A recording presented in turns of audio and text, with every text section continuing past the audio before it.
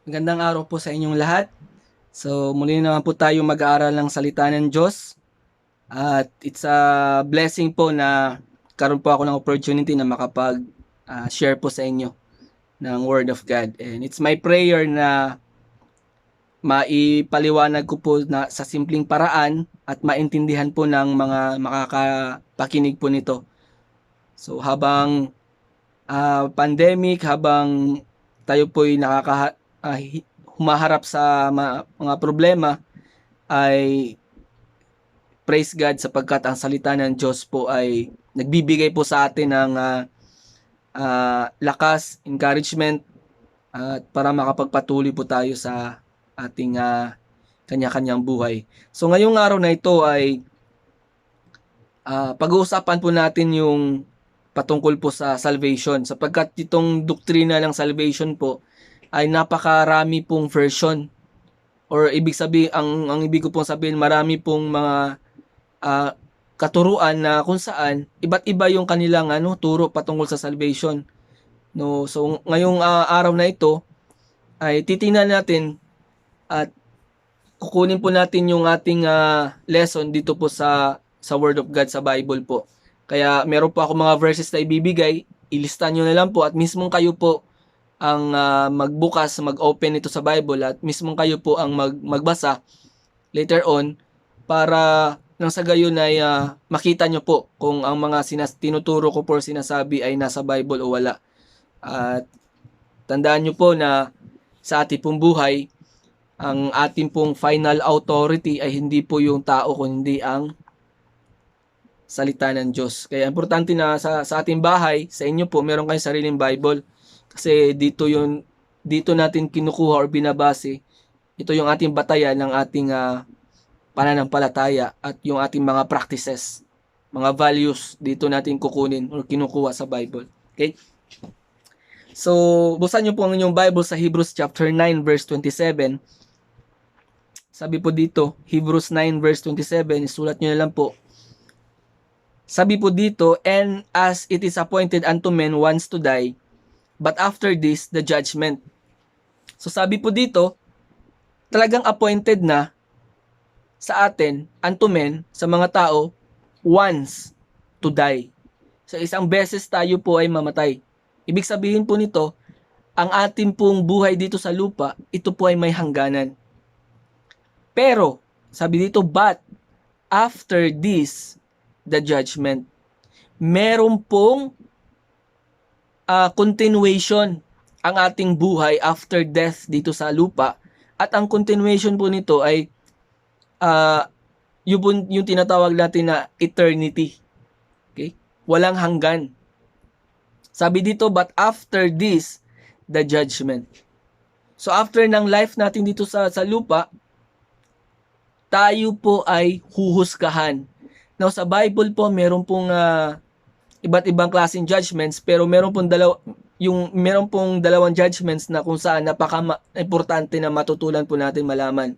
Unang-una po, yung tinatawag na the judgment seat of Christ. Now saan po ba ito mababasa? Sa 2 Corinthians chapter 5 verse 10. 2 Corinthians 5 verse 10, ang sabi ng Bible, for we must all appear before the judgment seat of Christ, that everyone may receive the things done in his body according to that he hath done, whether it be good or bad. So meron nabanggit po dito yung judgment seat of Christ. All appear, ang lahat, for we must all appear. So ang kausap po dito ni Apostle Paul ay yung mga Christians. So ang judgment seat of Christ, ito po ay para sa mga Kristiyano. Yung totoong Kristiyano po sino po yon? Yung mga anak ng Diyos. Okay? Yung mga anak ng Diyos. Kasi hindi porket hindi ka Muslim, ay Kristiyano ka na. No. Ang ibig pong sabihin ng Christian ay Christ followers or child of God. Ito po yung mga anak ng Diyos, Christian. Okay? Those who trusted the gospel only for their salvation.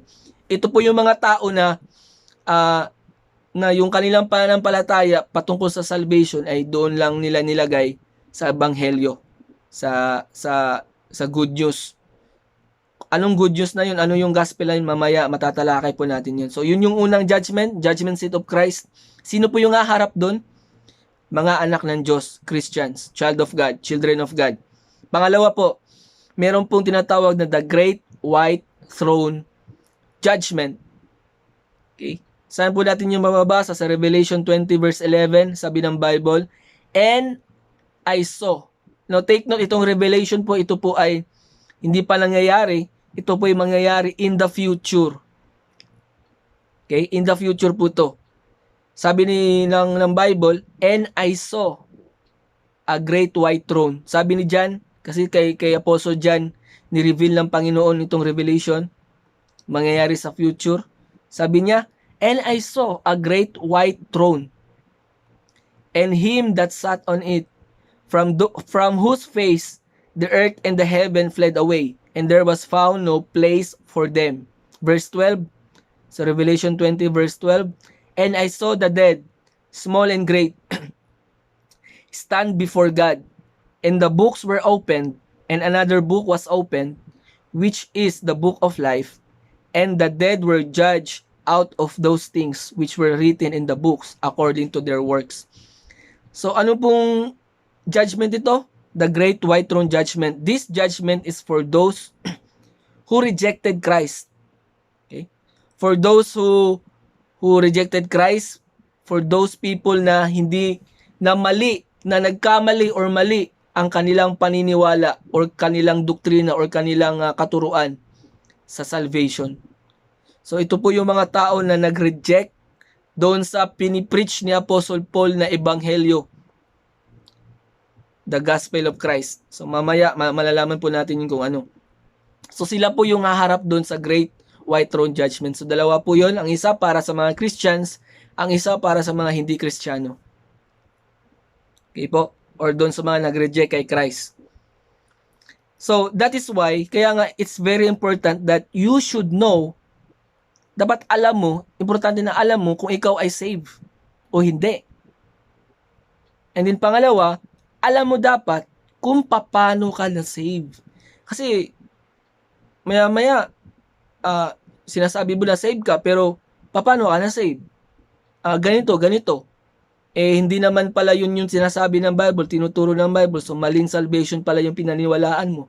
So, punta ka pa rin doon sa sa Great White Throne Judgment. Yun yung judgment na yun, na paghaharap ka doon, sabi ng Bible, bubuksan yung book of life, pag wala yung pangalan mo doon, ikaw ay itatapon doon sa dagat-dagatang apoy sa impyerno. Take note, nasa Bible po yan, pero hindi po yan yung pag-uusapan natin ngayon, yung dalawang judgments na yan. So sinasabi ko lang po sa inyo. And then, not only you should know how you got saved, you should also know how to lead Christ or lead others to Christ. So, dapat malaman mo rin kung save ka na at tama yung salvation mo, dapat malaman mo rin kung paano mo i-share ito sa iba.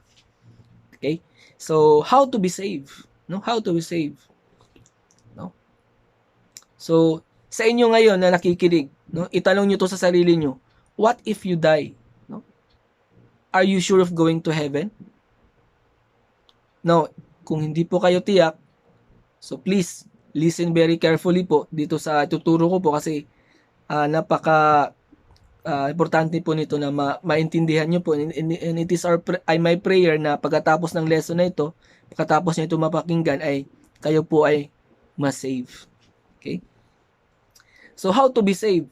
No, bago po natin yan sagutin, meron pong tingnan po natin ang Bible. Ano po ba nangyari? Bakit po kailangan ng tao na maligtas? Bakit po siya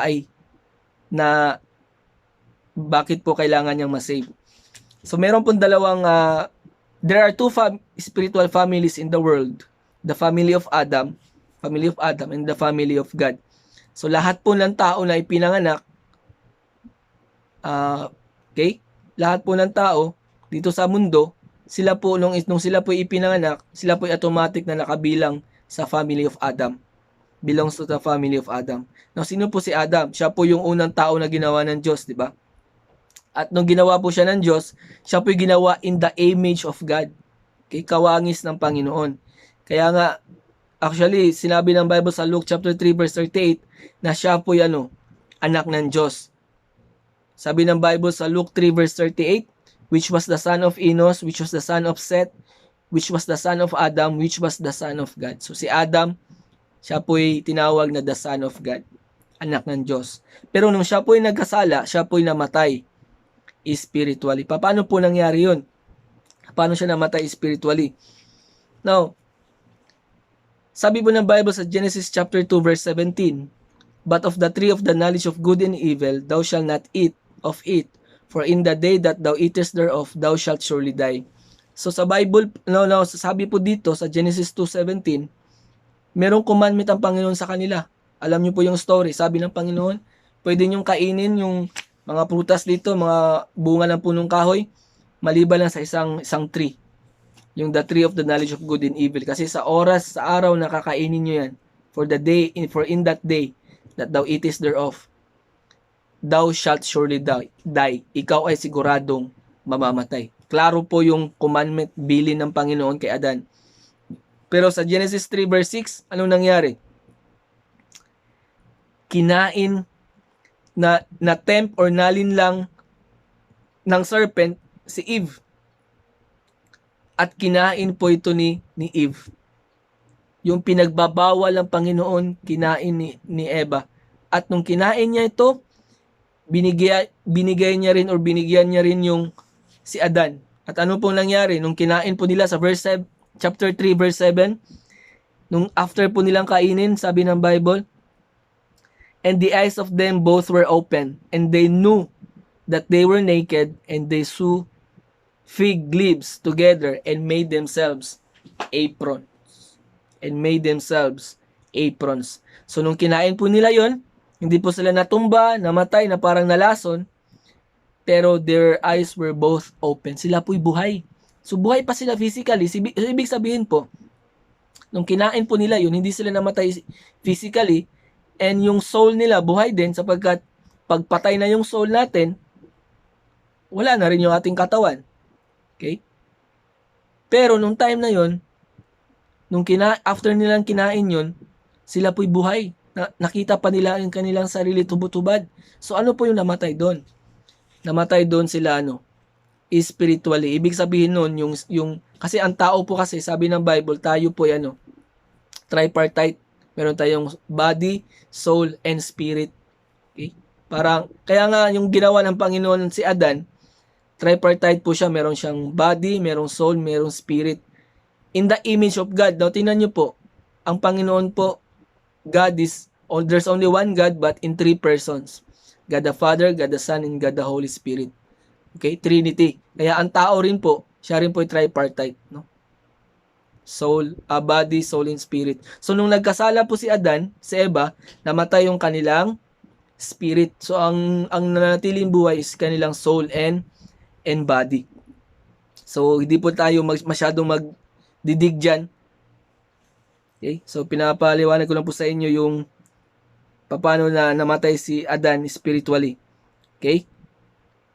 Now, nung siya po ay namatay spiritually, sabi ng Bible sa Genesis 3:23, therefore the Lord God sent forth from the Garden of Eden to till the ground from whence he was taken. So he drove out the man, and he placed at the east of the Garden of Eden cherubims and a flaming sword which turned out every way to keep the way of the tree of life. So sila po nahiwalay sa Panginoon. Actually, sila po inalis doon sa Garden of Eden. Sabi ng Bible, so he drove out the man, and he placed at the east of the Garden of Eden cherubims. Okay? So, sila po inalis doon sa kung saan yung the tree of the knowledge of good and evil. Sila po inalis doon. So, ano pong makikita natin doon? It speaks of what? Separation from his father. So, sila po nahiwalay. Kaya nagkaroon na ng separation between God and man. Okay, between them. So, kaya nga, sabi ng Bible na dito sa Genesis chapter 5 in verse 3, and Adam lived 130 years and begat a son, in his own likeness, after his image, and called his name Seth. So pansinin niyo po, sabi ng Bible, begat a son. So si Adan po ay nagkaroon ng anak na lalaki in his own likeness. So una, sabi ng Bible, let us make man in our image. So nung ginawa ng Diyos si Adan, sinabi ng Panginoon, let us make man. Gumawa tayo or gawin natin yung tao, si Adan, sa ating image, in our image. Kaya nga, nung ginawa si Adan, siya po in the image of God. Okay? Pero, nung nagkasala si Adan, nung siya ay namatay spiritually, kaya yung siya po ay nagkaroon ng anak na lalaki, sabi ng Bible, in his own likeness na, hindi na in the image of God. Ano yung image na yun? Ano yung likeness na yun? Na yung anak niya, patay din spiritually. Kaya lahat ng tao, since tayo ay galing kay Adan, nung tayo po ipinanganak, tayo po ay spiritually dead. Spiritually dead po tayo. Yun po yung Kaya nga, yun po yung nangyari. Kaya, nung tayo ay ipinanganak, we belong to the family of Adam. Okay? So, ano po yung And a well-known but false religious doctrine is that God is the father of all men. So, ito po yung maling katuruan na sinasabi ng mga religious leaders na tayong lahat ay anak ng Diyos, no? Na ang ating ama ay ang Panginoon, no? Hindi po lahat. Okay? This idea is false because God is not the heavenly father of the lost. No, tandaan niyo po, kapag ikaw ay dead spiritually, hindi mo ama ang Panginoon. Okay? Sapagkat nagkaroon na lang separation. Okay, nagkaroon ng gap. Okay? Yan po yung problema ng tao. Kaya kailangan ng tao na ma-save. Okay? Now, this present evil world belongs to Satan, and all men enter this world in the same condition. No, tingnan niyo po sa John chapter 8 verse 38. Sabi ng Bible, John 8 verse 38. I spake that which I have seen with my Father, and ye do that which ye have seen with your father. Verse 42.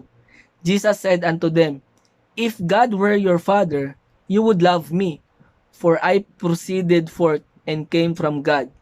Neither came I of myself, but he sent me. Verse 43.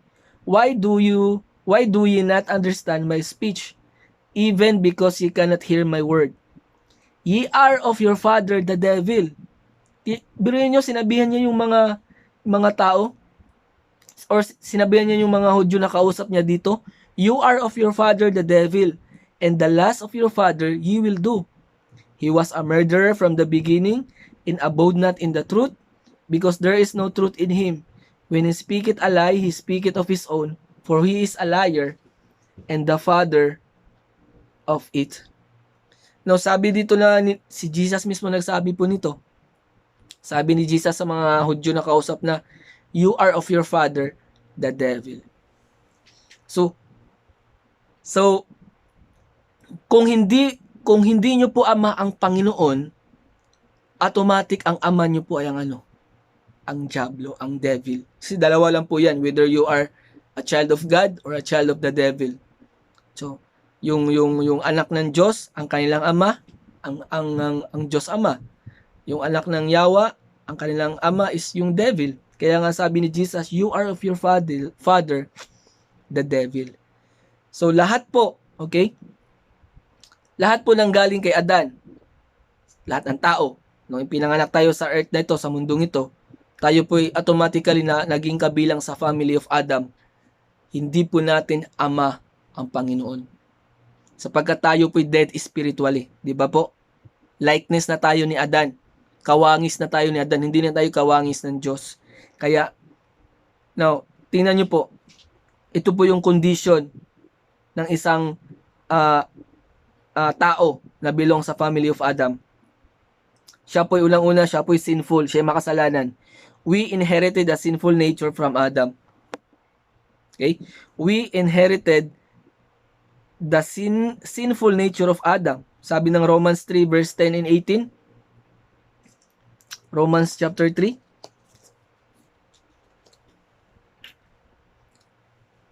Verse 10. Basahin ko po dito.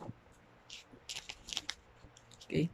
So ito yung condition ng isang tao na belong sa family of Adam. He is a sinful. Sabi ng Romans chapter 3 verse 10. As it is written, okay? There is none righteous, no, not one. There is none that understandeth, there is none that seeketh after God. They are all gone out of the way. They are together become unprofitable. There is none that doeth good, no, not one. Their throat is an open sepulchre. With their tongues they have used deceit. The poison of us is under their lips, whose mouth is full of cursing and bitterness. Their feet are swift to shed blood. Destruction and misery are in their ways, and the way of speech have they not known. There is no fear of God before their eyes. So yun po yung mga characteristics or yun po yung mga ginagawa ng isang makasalanang tao. Tayo po, nung tayo po hindi pa naging anak ng Diyos, tayo kabilang sa family of Adam, ito po yung ating kondisyon. We are sinful. We inherited a sinful nature from Adam. Yeah, magtataka kayo sa mga nangyayaring krimen sa ating kapanahunan ngayon, no? Imbis na yung pang-ayuda sa pandemic, kinukura pa. Why? Because they are all evil. Belong to the family of Adam. Amen? Sabi ng Bible, there is no fear of God before their eyes. Wala silang takot sa Diyos. Why? Sapagkat they belong to the family of Adam and their father is the devil. Tingnan niyo po yung bata kahit hindi niyo turuan magsinungaling. Kung meron po ang anak na 2 years old, si Ellie, hindi niya tinuturuan na magsinungaling pero marunong na siyang magsinungaling. No. Bakit yun? Kasi nasa nature po yun. Nasa nature niya na yung sinful nature na namana niya kay Adan. Na namana niya sa akin, na namana ko hanggang sa matrace natin back to Adam. So klaro po yun. Number one condition natin as a sinful, as belongs to the family of Adam, and our father is the devil. Nung tayo po hindi pa anak ng Diyos, tayo po sinful, makasalanan. Number 2. Okay, number 2, pangalawa po, condemned. Or nahusgahan na, or judged na. We inherited a death sentence. Ano po yun? Sabi ng Bible sa 1 Corinthians 15 verse 22. 1 Corinthians 15. Sabi po ng Bible sa 1 Corinthians 15. Okay, basahin ko po. 1 Corinthians 15. Okay. Verse 22. Sabi po ng Bible sa verse 22, for us in Adam all die, even so in Christ shall all be made alive. No, tingnan nyo po. For us in Adam all die, even so in Christ shall all be made alive. So ang lahat daw ng kay Adan, in Adam, ibig sabihin yung belong to the family of Adam, ibig sabihin yung hindi anak ng Diyos, anak ng Yawa, all will die. Okay? All die. Lahat ay mamamatay. No. Pag sinabi pong die or death sa Bible, hindi lamang po yung nag-speak ng physical death. Okay? Sapagkat meron pong tinatawag na spiritual death, yung kanina na banggit ko kanina, yung nangyari kay Adan, yung kinain nila ang pinagbabawal ng Panginoon. Meron pong physical death, spiritual death, second death, and soulish death. So, 4 po yun. So, sige lang, later on, matatake po natin yun. So, number 2, condemn. Ibig sabihin po nun, lahat ng nakabilang sa family of Adam, lahat ng anak ng Yawa, ng devil, ay condemn na. Ibig sabihin, meron ng sentence. Meron ng death sentence. Okay? Sa Romans 5 verse 12, sabi ng Bible. So, marami pong verse dito, pero tingnan ko lang kung mababasa natin ito lahat. Romans chapter 5 verse 12. Wherefore, as by one man sin entered into the world, and death by sin, and so death passed upon all men, for that all have sinned. So, sabi ng Bible, one man entered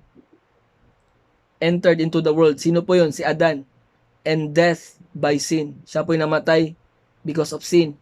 And so death passed upon all men, for all have sinned. Kaya nagkaroon ng death sa tao dahilan dun sa sa kasalanan ni Adan. Nangyari kay Adan. Okay? Kaya nga passed to all men. No? Yung death na ito, yung death, passed na ipasa sa lahat ng tao. Kaya nga for that all have sinned. Kaya nga tayo po'y naging makasalanan. Okay? Take note. Kaya nga po kahit na anong sabi mong mabuti ka, nagbago ka na, or kahit na anong gawin mong pagpapakabuti, you are still a sinner. Okay? You still belongs to the family of Adam. Okay? So condemn, and then lost. Okay? Or basahin po muna natin itong John 5:24. John chapter 5 verse 24. Okay? John 5:24. Sabi po dito ng Bible sa John chapter 5 verse 24. Then after nito, let's proceed to the next one. John 5 verse 24. Okay? Verily, verily, I say unto you, he that heareth my word, and believeth on him that sent me, hath everlasting life, and shall not come into condemnation, but is passed from death unto life. Okay? Passed from death unto life. And then sa 1 Corinthians, yung kanina nabasa natin. So, tingnan nyo po, sabi dito sa verse 24, ang ganda po nito. Verily, verily, I say unto you, he that heareth my word, and believeth on him that sent me, hath everlasting life, and shall not come into condemnation, but is passed from death unto life. So sabi nito sabi nito ni Jesus, he that heareth my word, okay, and believeth on him that sent me, hath everlasting life, and shall not come into condemnation. So, di ba? Yung una, we are sinful. Okay? Pangalawa, condemned. Okay? And then, kaya nga sabi ito ng Panginoon, kung ikaw ay maliligtas, magkakaroon ka ng everlasting life, ikaw ay hindi na mako-condemn. Malalampasan mo yun. Okay? Ibig sabihin, imbis na ito yung lakad mo, kasi makasalanan ka, anak ka ng Yawa, at nabilong ka sa family of Adam, ito yung lakad mo, condemn, sentence ka na sa impyerno, pero dahil nagkaroon ka ng everlasting life, ikaw ay hindi na pupunta doon. Hindi ka na mako-condemn. Papunta ka na sa sa buhay na walang hanggan, sa langit. Okay? So, not only we are condemned, but number 3, if you belong to the family of Adam, you are lost. Okay? You are lost. We were born separated from God and needed to be born again. Okay? 2 Corinthians chapter 4 verse 3 and verse 4. 2 Corinthians chapter 4 verse 3 and 4. But if our gospel be hid, it is hid to them that are lost, in whom the God of this world hath blinded the minds of them which believe not, lest the light of the glorious gospel of Christ, who is the image of God, should shine unto them. So sabi dito ni Apostle Paul, if our gospel be hid, it is hid to them that are lost. So merong mga tao na lost. Ibig sabihin nun, they are going to hell. Ibig sabihin nun, they are condemned, sentenced, na mapunta ng impyerno dahilan ng kasalanan because they still belong to the family of Adam. They still they are not the children of God. Sila po hindi pa naging anak ng Diyos. At kung hindi ka pa naging anak ng Diyos, you are still belong to the family of Adam, you are lost. Ikaw ay tinatawag sa Bible na lost. Okay? Or nawawala. Kaya nga sabi dito ng Bible sa Luke 19 verse 10, Luke 19 in verse 10, for the Son of Man, si Jesus, is come to seek and to save that which was lost. Okay? So, merong mga tao na lost. Kaya ito yung reason. Sabi ng Bible, Son of Man, si Jesus, is come. Kaya nung siya po ay naparito, ang main purpose niya po, or I mean, siya po ay naparito, bakit? To seek, para hanapin at iligtas yung mga lost, yung mga nabilong sa family of Adam, yung mga anak ng yawa. So, meron pang chance, okay? Meron pang, baga posible pa na ang isang family of Adam or belong sa family of Adam ay maging family of God. Okay? So, not only lost, so ito po yung mga conditions or condition ng isang pagiging belongs to the family of Adam. Sinful, condemned, lost. Number 4, blind. We were born spiritually blind. Okay? Ephesians 4 verse 18. Sabi po ng Bible dyan, Ephesians 4 in verse 18, having the understanding darkened, being alienated from the life of God through the ignorance that is in them because of the blindness of their heart. Okay? Blindness of their heart. Kaya nga ang tao, kahit na anong share mo ng Word of God, minsan, talagang i-reject nila kasi they were blinded. They were blinded. Hindi nila nakikita yung katotohanan. Kaya yun po yung sabi ng Bible dito, blindness of their heart. Okay, kahit na narinig na nila yung salita ng Diyos, pero their heart is blind. No, kumbaga ang kanilang puso ay sarado, no? Sarado sa salita ng Diyos. Hindi nila binubuksan. Because their heart is blind. Sabi ng Bible sa 1 Corinthians chapter 2 verse 14, but the natural man receiveth not the things of the Spirit of God, for they are foolishness unto him. Neither can he know them, because they are spiritually discerned or spiritually blinded. No, tingnan nyo po, sabi po dito ng Bible, the natural man receiveth not the things of God. Yung mga bagay sa Diyos na maka-Diyos or ang Word of God, ang pagsimba, ang pag-worship sa Panginoon, those are the things of God. Okay? Sabi ng Bible, they receive it not. Bakit? For they are foolishness unto him. Tingnan nyo po, di ba? Dati pag naghawa ka ng Bible, punta ka sa church, tatawanan ka ng mga kapitbahay mo or mga standby. No? They are foolishness. Ito ay kamangmangan para sa kanila. Why? Because they are spiritually blinded, spiritually discerned. Hindi nila nakikita. No. They were blinded because they are dead spiritually. They belong to the family of Adam. So not only they were blind, the penalty of sin is death. Okay? So ang mga kabilang sa family of Adam or mga lost people or sin or hindi pa anak ng Diyos, hindi pa saved, meron pong penalty, merong kabayaran ang kasalanan. And that is death. Sabi ng Bible sa Romans 6:23, for the wages of sin is death. Ang kabayaran ng kasalanan ay kamatayan. Now, if you are going to pay for your sins, you will die physically, then your soul will go to the lake of fire in hell for eternity. Sabi ng Bible sa Revelation chapter 2 in verse 14.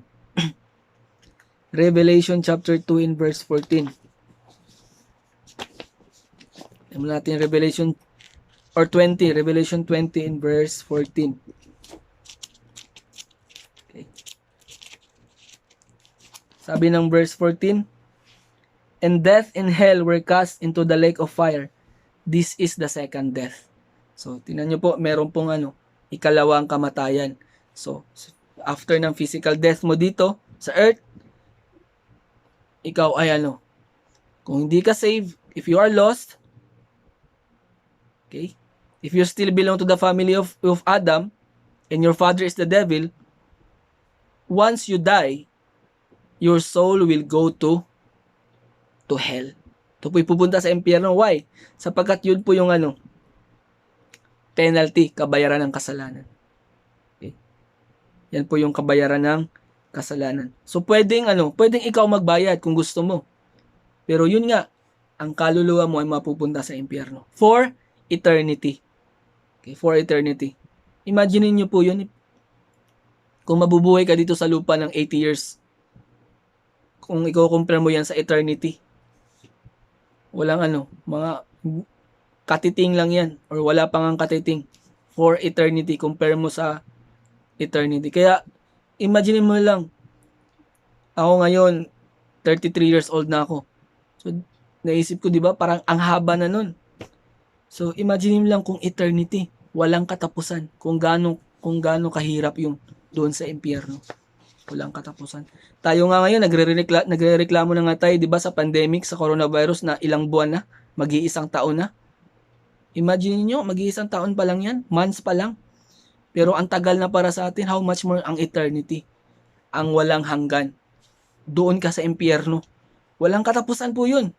Okay? Hindi ka mamamatay, kasi soul ka lang doon, soul ka na lang. Okay?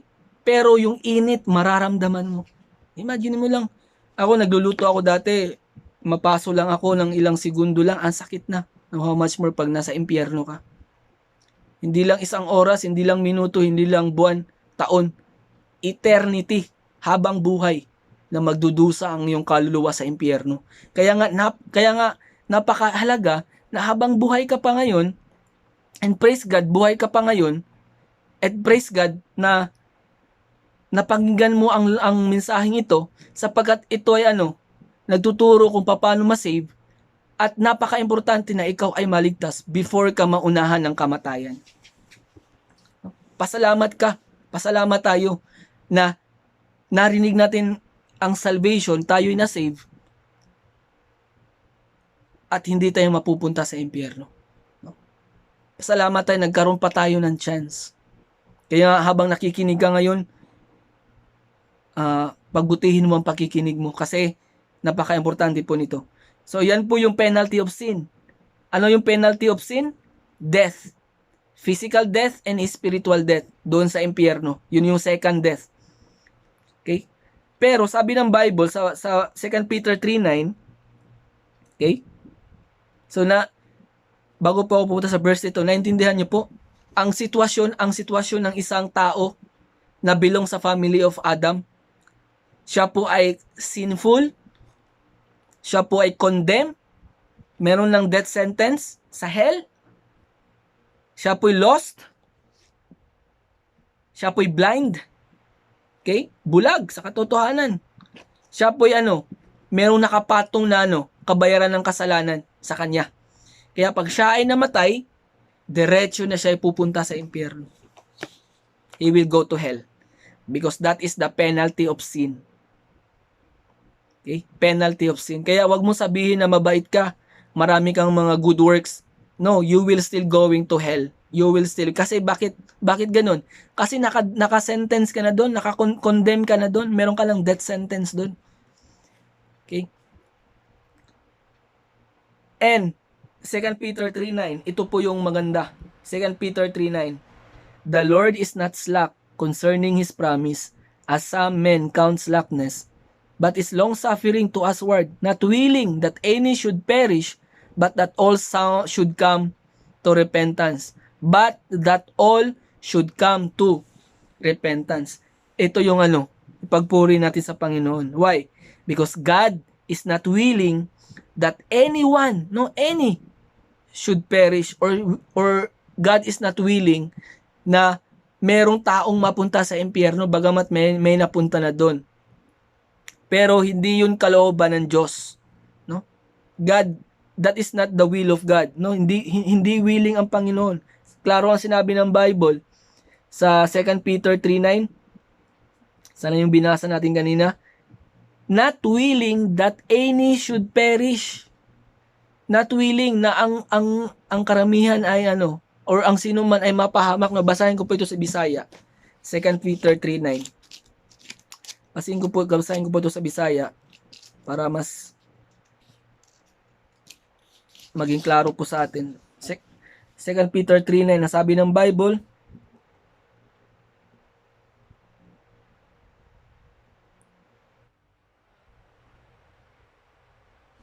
Second Peter, First Peter pala to. Okay? 2 Peter chapter 3 and verse 9, sabi po ng Bible dito, ang Ginoo dili langay-langayan, mahitungod sa inyong sa iyang saad. Okay? Sama sa giisip sa pipila ka tawo nga pagkalangayan, apan mainantuson nga ngari ka nato, dili buot nga adunay malaglag, apan nga ang tanan makadangat ngadto sa paghinulsol. So ingon sa Ginoo diriya, dili buot nga adunay malaglag. So dili buot sa Ginoo na adunay malaglag dito sa impyerno. Okay, God is not willing. Kaya nga kailangan na ang tao ay masave sapagkat yung sinabi ko kanina, merong kabayaran ng kasalanan at yun ay kamatayan dun sa impyerno. So, God is not willing, hindi niya will na mapunta ka ng impyerno, but sin must be paid. Pero ang kasalanan kailangan bayaran kasi yun yung na-require ng Panginoon. So, there must be a sacrifice for our sins. Kaya nga, merong dapat magsakripisyo sa ating kasalanan. Okay? And praise God, okay? He sent His only begotten Son, Jesus Christ, to be the sacrifice. Amen? Yan yung reason kung bakit niya pinadala ang Panginoong Jesus. Okay? Dito sa atin, to be the sacrifice. Jesus is the perfect Lamb of God. So bakit perfect? Kasi hindi pwedeng mag-sacrifice dati sa Old Testament. Hindi sila pwedeng mag-sacrifice ng karnero or ng kambing man or ng ram na merong sakit or merong diferensya. Dapat perfect po yun.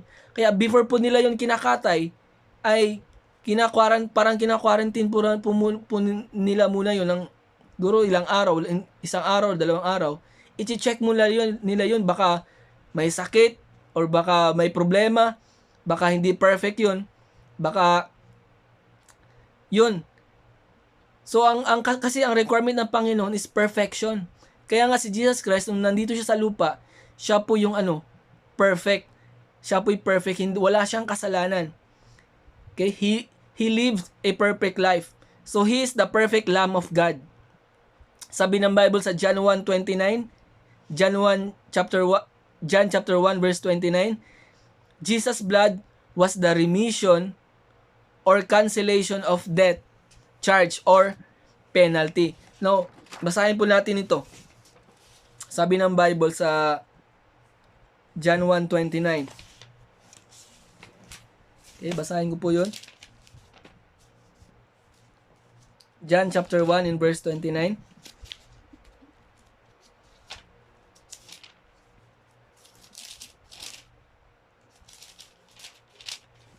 Sabi dito, the next day John seeth Jesus coming unto him, and saith, Behold, the Lamb of God, which taketh away the sin of the world. Nung nakita po ni John the Baptist si Jesus Christ, sinabi niya, Behold, the Lamb of God, which taketh away the sin of the world. So, Jesus Christ is the Lamb of God. Siya yung karnero, yung tupa ng Panginoon na magiging sakripisyo. Siya yung sacrifice. Siya yung sin offering. Siya yung magbabayad ng ating kasalanan. Okay? Yun po yung yun po yung ginawa ni Kristo. He paid the price of our sins. Ano yung penalty ng kasalanan? Death. Kaya nga si Jesus Christ po, siya po namatay sa cross. At sabi ng Bible, without shedding of the blood, there is no remission of sins. Kung wala pong dugong nadanak sa cross, wala pong kabayaran. Wala pong cancellation. Yun pong ibig sabihin ng remission. Remission or cancellation or charge or penalty. So dahilan ng dugo ni Kristo, yung penalty of sin or yung charge or yung kabayaran, yun po yung na abolish. Yun po yung nawala dahilan sa binayaran na ni Kristo ang ating mga kasalanan. Kaya nga, praise God, Christ has done it all to provide free salvation to all who will believe on the sufficiency of His gracious work at the cross of Calvary. Kaya nga, pagpuri tayo sa Panginoon sapagkat free na po ang salvation ngayon. Ito po'y libre. Kaya nga, kahit sino pwede nang masave. And then, in-explain po dito ni Apostle Paul, paano na-save ang mga taga-Korinto sa Corinthians. At ito po rin ang dapat nating maging pananampalataya when it comes to salvation. Ito po yung sinasabi ko kanina na the gospel of Christ. Ito po yung magkokos or ito po yung magliligtas sa tao. Kaya nga ngayon na ikaw ay nakikinig, kung hindi ka pa save, hindi ka sure 100% na pupunta ka sa langit, eto, pakinggan nyo po ito. Sabi ng 1 Corinthians chapter 15, si Paul po ang nagsasalita dito at kausap po niya yung mga Korinto, ang mga Christians sa Korinto, sa Corinth. So sabi dito sa chapter 15, 1 Corinthians 15 verse 1, moreover, brethren, I declare unto you the gospel which I preach unto you. Okay? So sabi ni Apostle Paul, brethren, mga kapatiran, I declare unto you. No? Dineclare ko sa inyo, or sinabi ko, or tinuro ko sa inyo, yung gospel, yung ebanghelyo which I preach unto you. Which also you received, and wherein you stand. Verse 2, by which also ye are saved. So, klaro po sinabi ni Apostle Paul, klaro sinabi ng Bible. Sabi niya, dineclare ko na sa inyo yung gospel, preach ko na yan sa inyo, tinanggap nyo yan, pinanindigan nyo yan, and then dahil dyan, by which also, you are saved. Kayo ay naligtas. Okay?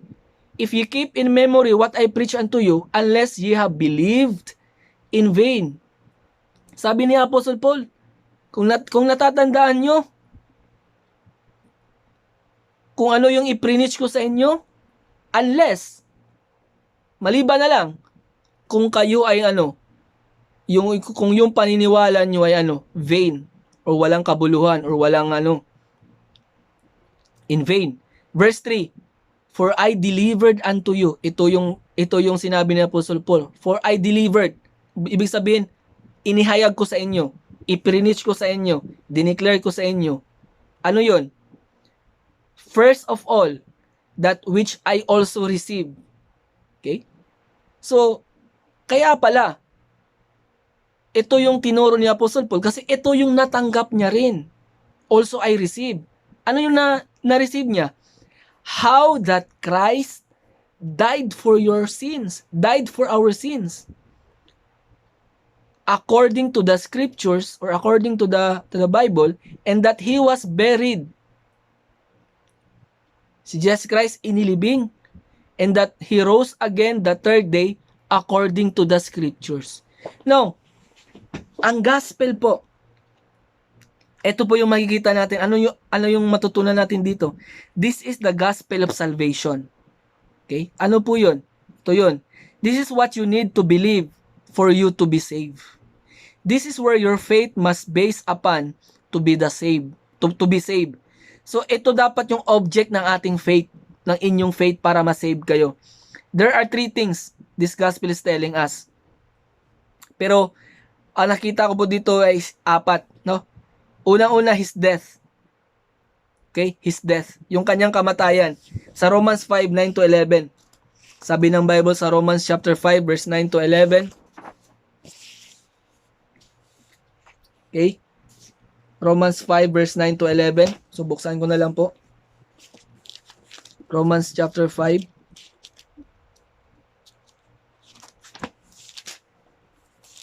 Verse 9 to 11.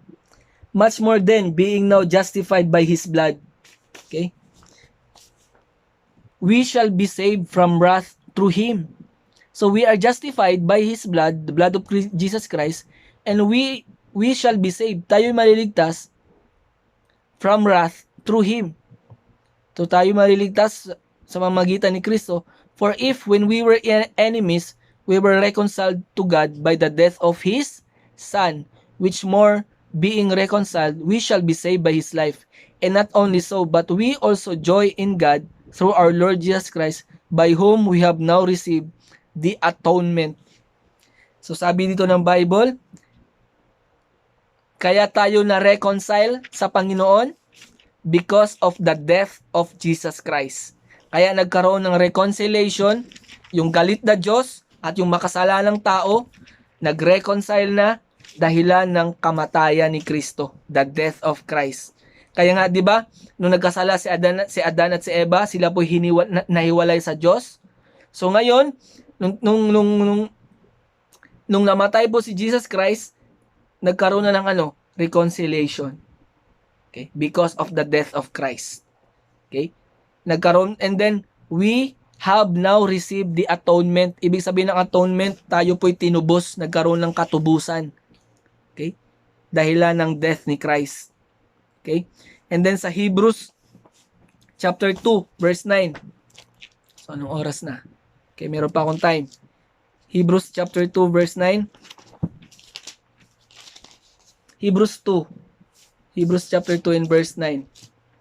Sabi po dito ng Bible sa verse 9, but we see Jesus, okay? We see Jesus who was made a little lower than the angels for the suffering of death, crowned with glory and honor, that He, by the grace of God, should taste death for every man.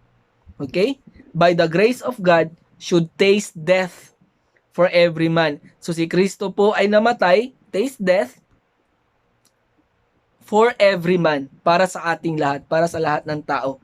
And then in verse 11, or verse 13, and again, I will put my trust in Him. And again, behold, I and the children which God hath given me. And then in verse 15, and delivered them who through fear of death were all their lifetime subject to bondage. Okay? So, makikita natin dito na na yung kamatayan na si Kristo, natikman niya yung death for every man, para sa lahat. Okay? So not only His death, but His blood. Kasi sabi dito ng Bible, how that Christ died for our sins. Nung siya po ay namatay, bago po siya namatay, meron pong dugong nadanak mula sa kanyang katawan. His blood. Ano po ang tinuturo ng Bible patungkol po sa kanyang dugo? His blood. Okay? Ano po tinuturo ng Bible sa kanyang blood? Sabi po dito ng Bible sa Ephesians chapter 1 verse 7. Ephesians chapter 1 in verse 7. Ephesians 1 verse 7. Okay? Ephesians chapter 1 verse 7. Tingnan po natin kung ano po tinuturo ng Bible patungkol sa blood ni Christ. In whom we have redemption through His blood, the forgiveness of sins according to the riches of His grace. So nagkaroon po tayo ng redemption, ng katubusan, kaligtasan, kaluwasan, through His blood. And not only that, not only redemption, but also forgiveness of sins according to the riches of His grace. Okay? Through His blood, dahilan sa kanyang dugo. In Colossians 1 verse 14, Colossians chapter 1 in verse 14, na natin sabi ng Bible, Colossians 1 in verse 14, in whom we have redemption through His blood, even the forgiveness of sins. So dahilan sa dugo ni Kristo, nagkaroon ng redemption, nagkaroon ng kaligtasan, nagkaroon ng katubusan. Para yang pag nagsangla ka ng relo sa pawn shop, and then nung time na nagkaroon ka na ng pera, pupunta ka na ulit doon sa pawn shop, and then magbabayad ka ng pera kung magkano yung hiniram mo sa pawn shop, and then i-redeem mo yon, yung relong yon. So pag nabayaran mo na yung relong yon, anong gagawin mo? Kukunin mo yung relo kasi nga na-redeem mo na yon. The same thing sa atin. Ang kabayaran ng kasalanan ay death. So ang ginawa ni Kristo, binayaran niya yun ng death, ng buhay niya. Kaya nga ni-redeem niya na tayo. Okay? Sa pamamagitan ng kanyang dugo. Ano yung pinambayad doon? Yung dugo niya. Okay? Klaro po yun. So, His death, His blood, and then His burial. Sa Acts 2 verse 31. Ano sinasabi ng Bible sa kanyang burial? Acts chapter 2 verse 31. Sabi ng Bible, He seeing this before spake of the resurrection of Christ, that His soul was not left in hell, neither His flesh did see corruption. So nung sabi po dito ng Bible, His soul was not left in hell. So pakinggan niyo po to. Nung time po na namatay si Kristo sa cross, yung body niya namatay, pero yung soul niya po, ito po ay napunta sa hell. Kaya nga ang sabi dito ng Bible, no, sinasabi po ito ng, binasa ko lang po to, sa Acts chapter 2 verse 31. His soul, kaya ang soul ni Kristo, was not left in hell. So ibig sabihin, nagpunta po siya doon. Bakit siya nagpunta doon? Dahilan sa ano? Yun ang kabayaran ng kasalanan. Para tayo, pwede na tayo hindi pumunta doon. Si Kristo na ang gumawa nun para sa atin. Okay? So hindi lamang po siya namatay sa cross, naghirap sa cross. Hindi lamang po siya nag-shed ng blood sa cross, pero yung soul niya nagpunta pa sa hell kasi gusto niyang bayaran ang ating kasalanan. Yun po yun. Yun po yung sa burial po niya. And then, so yun po yung sa burial. And then next po is yung resurrection niya. Romans chapter 4 verse 25. Ito yung resurrection. Ano yung tinuturo ng Bible about sa resurrection niya? Romans 4 and verse 25. Who was delivered for our offenses and was raised again for our justification. Okay? Sabi ng Bible, raised again. Ibig sabihin na buhay muli. Para ano? For our justification. Para sa ating justification. Ang ibig po sabihin ng justification, tayo ay makasalanan, okay? Ikaw to, or tayo to, makasalanan, pero nung nag-resurrect si Christ, bago yon siya ay namatay sa cross, binayaran niya yung ang kasalanan natin, tayo tinubos niya, niredeem niya through His blood na inadanak sa cross, and then siya po'y inilibing, namatay, di ba po? Inilibing, burial, and then yung soul niya nagpunta dun sa hell, kasi nabasa natin kanina, for the wages of sin is death. And then merong second death doon sa impyerno. So, nagpunta siya sa hell para bayaran yung second death ng kasalanan. Yun yung kabayaran ng kasalanan. And then siya ay nag-resurrect para tayo i-justify. Para mapawalang sala tayo. Kaya nga, yun yung complete gospel, yun yung ebanghelyo na tinuturo ni Apostle Paul. Sabi ni Apostle Paul, by which also you are saved. Kayo ay na-save, kayo ay naligtas sapagkat kayo'y naniniwala na si Jesus Christ namatay sa cross, namatay sa cross para sa inyong mga kasalanan, for our sins, siya'y inilibing, and then rose again the third day according to the scripture. So, now,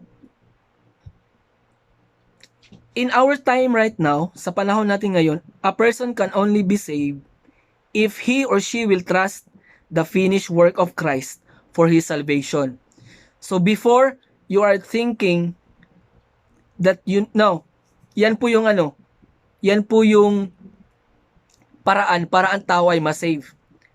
Yung kanyang paniniwala, pananampalataya, yung kanyang belief ay ilagay niya doon sa complete, sa finished work of Jesus Christ, doon sa gospel, yung sinabi ni Apostle Paul, the death, the burial, and the resurrection of Jesus Christ.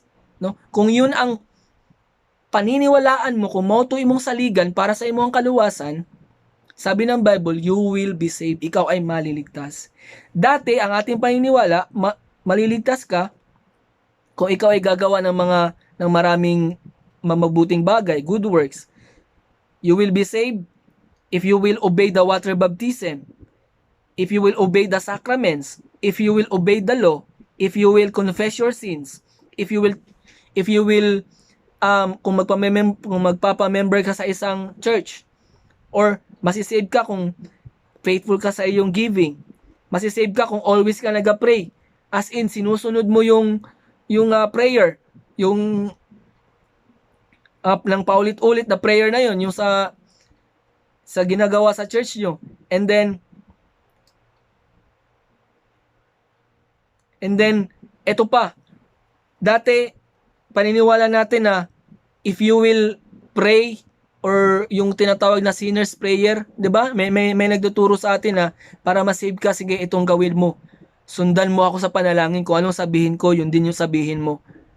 Okay? And then ginawa natin yun, and then akala natin save na tayo, yun yung belief natin. And then meron ding iba na, para ma-save ka, itong gawin mo.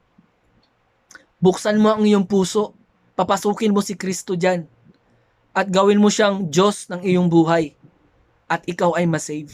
No! Hindi po yung sinasabi ng Bible, hindi po yung katuruan. Hindi po yun ang, wala po kayong mababasa sa Bible na gano'n na open your heart and receive Christ as your Savior. Wala po. Wala po kayong mababasa na sa Bible na nun. Ano po ang mababasa natin sa Bible? Ito po. Okay? Ito na po. How to be saved? Ito po. Yung paniniwala mo, ito yung paniniwala mo dati. Yung mga nabanggit ko. Nakakala mo yung baptism, church membership, good works, saying a prayer ay magsisave sa'yo. No, mali ito. Kalimutan mo na to. At ano yung paniniwalaan mo ngayon? Ito, na si Kristo namatay sa cross para bayaran ang kasalanan mo. Siya'y inilibing at yung kaluwan niya ay napunta sa impyerno for the penalty of sin. Para sa sin offering. No? And then, pangatlo, siya'y nag-resurrect, na buhay muli para ikaw ay ipawalang sala. Kung yan ay paniniwalaan mo, kung yan ang pangahawakan mo na pananampalataya, kasi hindi enough na sabihin mo lang na para ma-save ka, you need to believe on Jesus Christ. Ang tanong, sabi ng Bible, the devil also believe God, believe in God, and tremble. Ang yawa nga naniniwala kay Kristo din. Ibig sabihin, save ba siya? No. So lahat ng tao, I believe na kung tatanungin mo, halos lahat ng tao maniniwala na si Jesus Christ ang tagapagligtas. Pero pag tanungin mo, are you saved? Hindi sila saved. Bakit? Kasi yung object ng kanilang faith, yung object ng kanilang paniniwala, ay wala doon sa ginawa ni Kristo. So yun po yung pinopoint ko po dito. Ito po yung sinasabi ni Apostle Paul. For I delivered unto you first of all that which I also received, how that Christ died for your sins, how that Christ was buried, and He rose again the third day according to the Scriptures. So mga kaibigan, Sa inyo pong nakikinig, if you want to be saved, kung gusto mong maligtas, klaro po ang sinabi ng Bible. Dapat ang ang faith mo, ang belief mo, ang trust mo, ilagay mo doon sa finished work ni Jesus Christ. Ano yun? Na si Jesus Christ namatay sa cross, na yung dugo niya ang nagtubos sa iyong kasalanan, siya po inilibing, nabuhay muli for our justification. Yan po ang gospel, ang ebanghelyo na magliligtas sa tao. Okay? So,